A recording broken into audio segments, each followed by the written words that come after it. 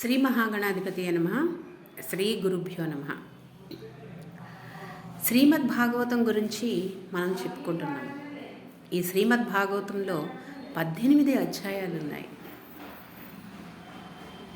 ఈ 18 అధ్యాయాల్ని కూడా శ్రీకృష్ణుడు అర్జునుడికి కురుక్షేత్రం యుద్ధం జరుగుతున్నటువంటి సందర్భంలో చెప్పినటువంటిది ఈ శ్రీమద్ భగవద్గీత. ఇందులో 18 అధ్యాయాల్లో మనిషికి కావలసినటువంటి అన్ని రకాలుగాను కూడా మనిషి ఉన్నతమైనటువంటి ఆత్మ సాక్షాత్కారం ఎలా పొందాలి అనేటటువంటి విషయాలన్నీ కూడా ఇందులోనే ఈ 18 అధ్యాయాల్లోనే వస్తాయి. ఈ 18 అధ్యాయాలు ఎంతసేపు చెప్పాడండి శ్రీకృష్ణుల వారు? కేవలం 11వ రోజున 10 నిమిషాలు మాత్రమే చెప్పాడు.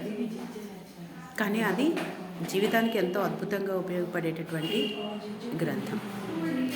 ఇక మనం మొదటి అధ్యాయంలోకి రేపటి నుంచి వెళ్దాము.